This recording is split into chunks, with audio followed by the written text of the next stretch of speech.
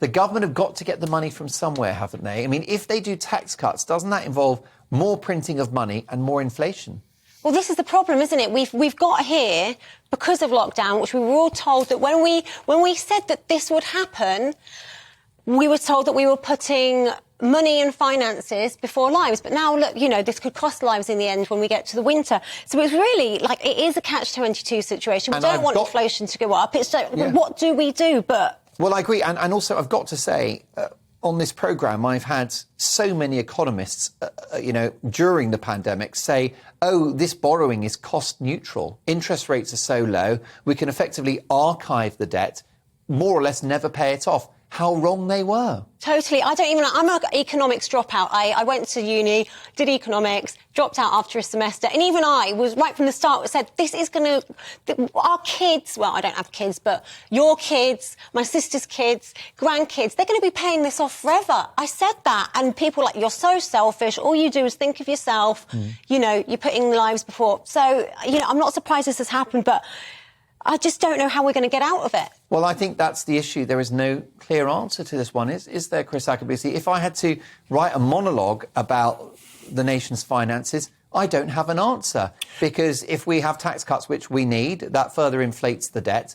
On the other hand, we've got a cost of living crisis, which is intolerable to millions of people. Look, here's the thing. We say we haven't got any money. We say we've got a problem. There is a cost of living crisis. And yet we are talking about going into a war now with Ukraine. So we'll find the money for that.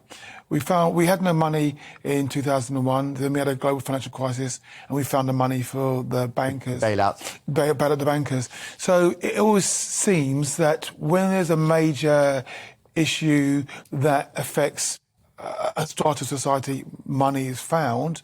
But right now what we are saying is that the normal person on the street is very much struggling, and they are in a life and death existential scenario that come the next 3 or 4 months in October, when it all collides and we get increases in taxes and there's going to be a real heartfelt problem where people, we've talked about the heating and eating, well, both of them are life-threatening.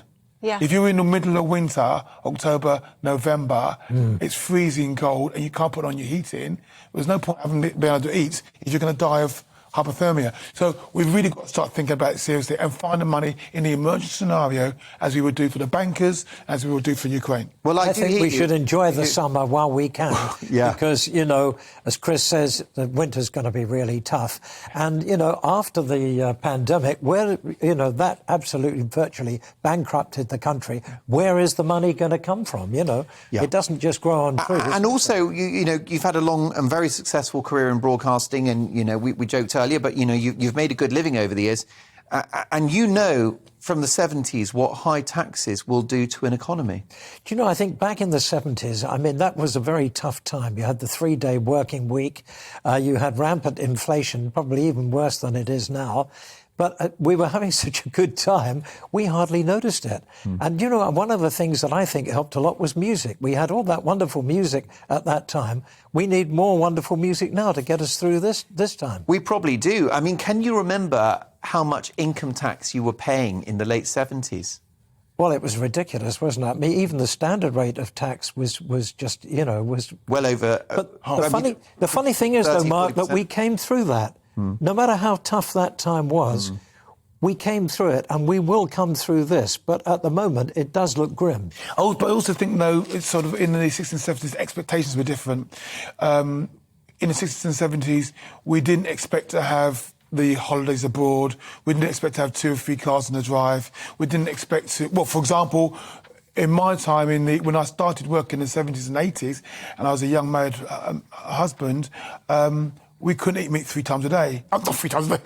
Well, we couldn't eat 3 times a week, even, you know. So we couldn't eat. So, you know, some of our meals would be like potatoes, spinach, and maybe a sprinkle of bacon.